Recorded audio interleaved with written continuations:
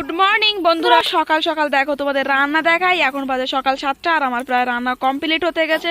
আমি আজকে রান্না করছি হচ্ছে ইলিশ মাছের বাচ্চা, মানে ছোট ছোট ইলিশ মাছ দিয়ে সরিষা ইলিশ। তো সরিষা ইলিশের মধ্যে দিয়েছি হচ্ছে আদা বাটা, একটু জিরা বাটা আর একটু সরিষা বাটা, ঠিক আছে। এটা দিয়ে আমি জাস্ট একটু সরিষা ইলিশ বানাচ্ছি। আর এই সাইডে একটু ডাল করছি, আর এই সাইডে হচ্ছে আমার একটু ভাজা রয়েছে, কাল রাত্রে ভাজা করেছিলাম, সেটা একটু রয়ে গেছে, সেটা দেখাচ্ছি। বন্ধুরা, সকাল সকাল তোমাদের দেখিয়ে দিলাম যে আমি কি রান্না করছি। আর এত টাকা নেই, গরিব মানুষ, বড় ইলিশ নিয়ে আসিনি, ছোট ইলিশ নিয়ে আসছি, তো এইভাবে রান্না করলাম। আর যে ভাজাটা দেখেছো গতকাল আমি বানিয়েছিলাম, ওটা হচ্ছে ফ্রিজে ছিল, ওগুলো হচ্ছে গরম করছি, কারণ ওইগুলো আসলে নষ্ট করা তো ঠিক হবে না। খাবারটা আসলে নষ্ট করা খুবই কষ্ট লাগে, রান্না করি কষ্ট করে। আর খাবার নষ্ট করা এটা আসলে পছন্দ না আমাদের পরিবারের কারোরই। তো এই জন্য ফ্রিজে যেটা থাকে সেটা পরের দিন গরম করে খেয়ে নিই। আর হচ্ছে এটা হচ্ছে আমাদের সকালের মানে রান্না। মোটামুটি রান্না কমপ্লিট হয়ে গেছে। আর রান্না কমপ্লিট করার পর এই যে আর একটা বাড়তি কাজ থাকে, এটা তো করতেই হবে, কারণ সারাদিনে আমার কিন্তু একদমই সময় হয় না এগুলো করার।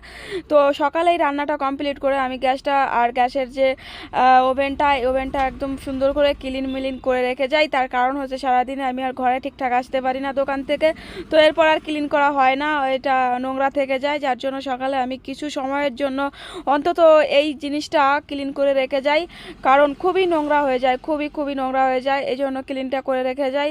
আর এখন হচ্ছে জজকে উঠাবো গিয়ে, ও কিন্তু এখনও ঘুমোচ্ছে, আর সময়ও হয়ে গেছে স্কুলের প্রায়, ওকে উঠাতে হবে, স্নান করাতে হবে, খাওয়াতে হবে, নিজেরও একটু ফ্রেশের ব্যাপার আছে, এগুলো হতে হবে।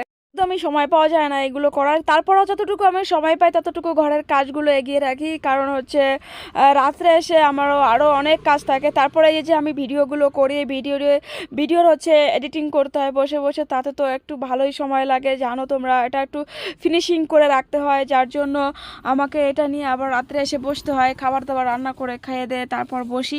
তো বসার পর এডিটিংটা কমপ্লিট করে রাখি। তো যাই হোক, আমার এটা ক্লিন হয়ে গেছে, এরপরে একটুকু বাকিটা পরে দেখবো।